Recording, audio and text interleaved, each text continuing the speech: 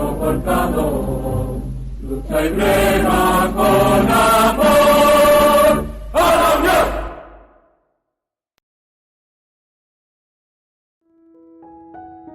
...29 de mayo de 1974... la Unión Deportiva Salamanca logra su primer ascenso a Primera División y dos palabras resuenan en la Plaza Mayor: a la Unión. El eco de estas palabras todavía puede oírse 9 años después de la desaparición del club si uno se fija bien en las calles de la ciudad. Los buenos momentos quedaron ya muy atrás, los malos también. Ya no hay momentos. Salamanca quedó huérfana, más tarde dividida, tras la marcha de su embajador futbolístico. Sin embargo, siempre quedará la historia de aquellos días de gloria en los que miles de aficionados se unían, nunca mejor dicho, en el Estadio El Mántico, y se convertían en una sola voz a grito de a la Unión.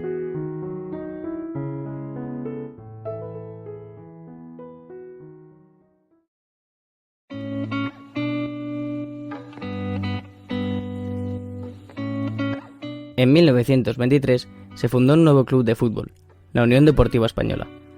Este nuevo equipo jugaría en unos terrenos llamados El Calvario, y con la llegada de la Segunda República pasaría a llamarse Unión Deportiva Salamanca. Durante sus primeros años, el conjunto charro disputó competiciones regionales hasta 1936, que logró el ascenso a Segunda División, y, a partir de ese momento, estuvo durante décadas titubeando entre Segunda y Tercera. En 1970, con Augusto Pimenta como presidente, se construyó el Estadio El Mántico. Las instalaciones del Calvario ya no eran seguras y estaban muy desgastadas. Además, el equipo, en Segunda División, buscaba dar un salto de calidad que le acercara al ascenso a la máxima categoría del fútbol español. No obstante, en la primera temporada en sus nuevas instalaciones se desciende de nuevo a Tercera. Fue entonces cuando se llegó al punto de inflexión que cambiaría la historia del Salamanca. Llegó un nuevo entrenador en el curso 1972-73, José Luis García Traiz, y, con él, llegaron nuevos jugadores. En este equipo destacaban algunos como Chávez, Robi, Muñoz, Sánchez Barrios o La Casa. En su primera temporada, García Traiz logró ascender al equipo a Segunda y, al año siguiente, con nuevos fichajes como Iglesias, Rial o Galleguillos, consiguió la hazaña de ascender por segunda vez consecutiva y llevar, por primera vez en su historia, al Salamanca a Primera División.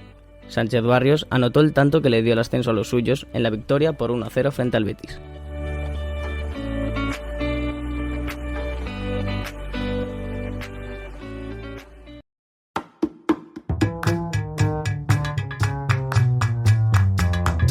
La Unión Deportiva Salamanca es de primera, y la ciudad está eufórica.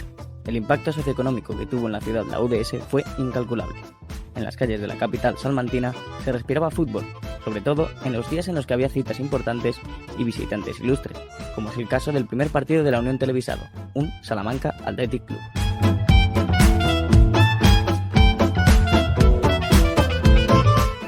De nuevo, se hicieron fichajes para reforzar al equipo. Entre ellos, destaca el fichaje de dos argentinos procedentes de San Lorenzo de Almagro, el central Ricardo Reza y el gran portero Jorge de Alessandro. Alessandro, como hemos dicho antes, sería figura destacada. Aquí le vemos en una valiente salida despejando un balón de la cabeza de Carlos y después a los pies de otro delantero vigués. Juan intenta cabecear a la salida de este córner, pero el cancerbero salmantino desvía sin consecuencias. En su debut en primera, el Salamanca quedó en séptima posición, quedándose a las puertas de clasificarse para la Copa de la UEFA, pero también hubo bajas importantes, como la de Sánchez Barrios, que se marchó al Real Madrid. En la temporada siguiente, el equipo logra mantenerse de nuevo con un trabajado noveno puesto y vuelve a haber bajas como las de Robi, Muñoz o Rial. Era necesario fichar. Para la campaña 1976-77 llegaron jugadores como Pedraza, del filial, Juanito o Tomé. No obstante, sin duda alguna, la más importante de las incorporaciones fue el considerado por muchos el mejor jugador de la historia de la Unión, João Alves. El portugués llegó a cambio de 12 millones de pesetas procedente del Boavista y habiendo sido nominado al Balón de Oro tras la gran campaña que había realizado Portugal. Era un gran futbolista acompañado de la mística y el carisma que le otorgaba una manía que heredó de su abuelo. Siempre, ya fuera invierno o verano, Alves jugaba con unos guantes negros. De ahí su mote, Luvas Pretas. Fue precisamente Alves quien lideró a la Unión esta misma temporada frente al Real Madrid para conseguir el primer triunfo de su historia en el Santiago Bernabéu, con un gol icónico y recordado por todos los hinchas salmantinos. Aquí están esos tres fenómenos del Salamanca: Alves, Juanito y Tomé. ¿Quién está el que metió el gol al Real Madrid? ¿Se atreve a levantarse ahí para que le veamos todos? ¿Quién ha sido? Ha sido este señor. y que se merece este aplauso, y aquel bravo que iba por allí. ¿Tú en algún momento pensaste que podías ganar al Real Madrid? Lo importante era ganar y tanto hacía, tanto yo como cualquier compañero meter el gol, eso no importa. Aunque ahí está el señor que metió el gol y ahí están los compañeros que le ayudaron. Y la verdad, este aplauso que sonó antes por 2 veces puede sonar ahora mismo también. El portugués también castigó al Barça, aunque esta vez en el Estadio El Mántico, con un golazo por toda la escuadra. Su gran temporada fue galardonada con el premio al mejor jugador de esta edición de la Liga por encima de grandes nombres como Cruyff o Kempes. El Salamanca logró mantenerse de nuevo, y la temporada 1977-78 supuso el cierre de un ciclo. Al finalizar, García Traid y Alves abandonaron la Unión Deportiva Salamanca. Alves volvería a Portugal para jugar con el Benfica. Esta campaña de despedida para ambos finalizó con el Salamanca en 9º puesto y dejó una historia muy curiosa para el recuerdo. En la primera jornada de Liga, el Real Madrid visitó el El Mántico. Precisamente el salmantino del Bosque adelantó a los blancos, pero Tomé y Alves le dieron la vuelta al resultado. La victoria unionista propició que el club merengue rescindiera el contrato de su entrenador, Miljanic, tras haberse disputado solamente un partido de liga. El argentino Felipe Mesones se encargó del banquillo del Salamanca a partir de la temporada 1978-79, en la que logró mantener al equipo, logrando quedar 10º. Fue entonces cuando, de cara al curso siguiente, llegó uno de los fichajes más mediáticos e ilusionantes de la historia de la Unión. Soy Lobo Diarte y para que vean que el lobo no es tan feroz como se dice, os voy a cantar una canción de amor.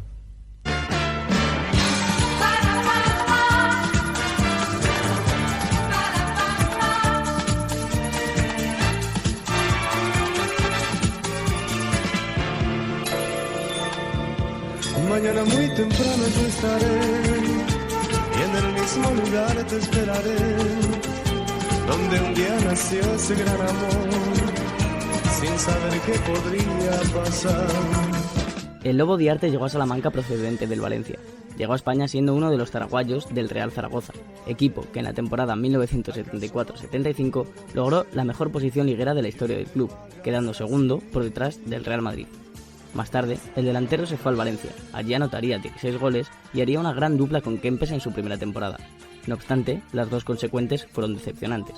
El Lobo llegó a Salamanca para recuperar el aullido que había perdido. He atravesado un bache al ser jugador del Valencia, pero el Diarte futbolista estará presente entre los goleadores este año, que estoy convencido. Para eso estoy preparándome con mucho entusiasmo y espero no defraudar a la afición salmantina. En el Valencia, muchos millones, pocos goles. En el Zaragoza, pocos millones y muchos goles. Fíjese qué difícil es el fútbol. El paraguayo logró encontrarlo y fue clave para mantener un año más a la UDS en primera. Sin embargo, la relación entre el jugador y el club no duró más que esta temporada y se marchó al Betis, que sería su último club en España. Esta temporada, no obstante, se vio empañada por el escándalo de Málaga. Al conjunto charro se le acusó de haber comprado el partido contra el Málaga en la jornada 31 que le sirvió para lograr la permanencia matemáticamente tras ganar por 3-0. Finalmente, se optó por retirar las sanciones impuestas al Salamanca. Buenas tardes, señoras y señores. Señor Paniagua, Felipe Mesones, que es otro de los inculpados. Yo siempre parto de un supuesto, señor Paniagua, presidente del Salamanca. ¿Dio el Salamanca dinero a los jugadores del Málaga para que se dejasen ganar por el Salamanca? Bueno, estoy muy contento de poder hablar ante toda España y, sobre todo, ante la afición salmantina. El Salamanca no ha dado ni un solo duro por el partido del Málaga. El Salamanca ganó el partido honradamente, como si piensas comprar un partido. Pides delegado federativo. Ofrecimiento de dinero ni compra de partido, yo lo puedo jurar ante Dios y ante quien se presente. ¿Qué pruebas tienen para decir que el Salamanca compró el partido del Málaga? Con la llegada de la década de los 80, el Salamanca finalizó su etapa más larga en Primera División. La temporada 1980-81 fue un absoluto caos. Con hasta 3 entrenadores diferentes, la Unión certificó su descenso a Segunda División en San Mamés tras caer por 6-1 frente al Athletic Club.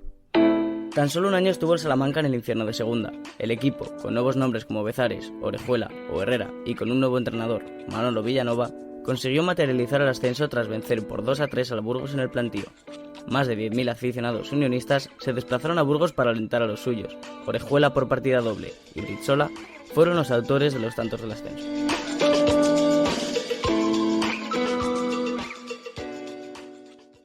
Esta segunda etapa en primera no fue tan prolífica como la anterior, tan solo aguantaría 2 temporadas. En la primera, se logra la permanencia con un gran papel del delantero Paco Martínez, que marcó 12 goles. En la segunda, D'Alessandro se lesionó gravemente en 1983 ante el Real Madrid, lo que supuso el fin de su etapa como futbolista profesional. La Unión Deportiva Salamanca descendió como colista y comenzó así una de las etapas más duras del club. Hubo 2 descensos consecutivos y se vio por primera vez en Segunda División B. El equipo estuvo oscilando entre Segunda y Segunda B hasta que la temporada 92-93, con el Salamanca en la tercera categoría del fútbol español, llegó un nuevo entrenador, un joven y desconocido Juan Malillo. Su llegada supuso un soplo de aire fresco y una forma diferente de ver y concebir el fútbol. En su primera temporada se quedó a las puertas del ascenso, pero en 1994 y 1995 se consiguieron 2 ascensos consecutivos. La Unión había vuelto. De esta etapa destacan jugadores como Barbará, Pellisca, Kiko, Torrecilla, Balta, Quiroga o Urzaiz. Para volver a primera, el Salamanca tuvo que enfrentarse al Albacete de Benito Floro. En la ida en el Mántico, el cuadro manchego se impuso por 0-2, aprovechando la mala fortuna de los locales. La vuelta en Albacete iba a ser dura. Torrecilla adelantó la Unión antes del descanso. Los visitantes asediaban a un Albacete que aguantó el aguacero como pudo y estuvo a punto de soportar la tormenta, pero en el minuto 95 el colegiado expulsó a Manolo por una entrada muy dura y en la falta Urzaiz mandó el partido a la prórroga. Con un jugador más, el Salamanca marcó otros 3 goles, mediante Urzaiz de nuevo, Díaz y Bellisca.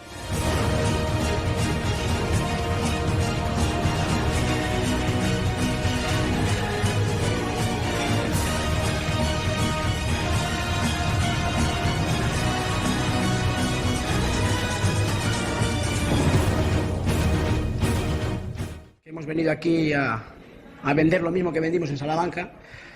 Quizá hemos venido con la retirada confianza de todo el mundo, ¿no? Todo el mundo se había retirado el crédito y la confianza y bueno, ahora a Dios gracias solo tenemos que agradecernos algo a nosotros mismos, ¿no? Porque ya casi nos daban por derrotados en todos los lugares, ¿no? Solo tenemos que agradecer a los que han creído realmente en nosotros.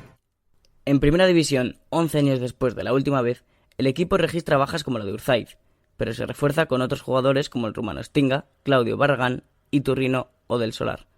A pesar del buen juego, los resultados no acompañaron. En la jornada 28, Juan Malillo sería sustituido por el exjugador unionista Jorge D'Alessandro. El cambio no sirvió de mucho. El conjunto charro no logró mantenerse. De nuevo en segunda, vuelve a aparecer la figura de una leyenda de la Unión, Joao Alves. El portugués se hizo cargo de los banquillos y formó un proyecto fuerte de ascenso. Se ficharon a varios portugueses como Taira, César Brito y Pauleta. Asimismo, llegaron otros grandes nombres como Giovanella, Pablo Cegarra y Michel Salgado, que estuvo cedido durante esta temporada 1996-97. Al principio del curso, los resultados no acompañaron y Alves dimitió por la presión que ejercían aquellos que no creían en su proyecto. No obstante, el equipo acabó logrando el ascenso a primera con Andoni Goicoechea como entrenador. El 15 de junio en Vitoria, el Salamanca venció 0-4 al Alavés y consiguió su cuarto y último ascenso a Primera División. Pauleta fue el pichichi de esta temporada con 19 goles.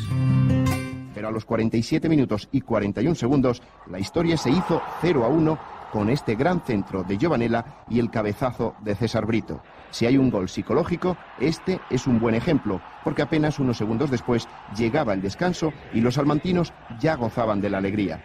Pero si importante fue aquel 0-1, imagínense el 0-2, a los 2 minutos de la reanudación.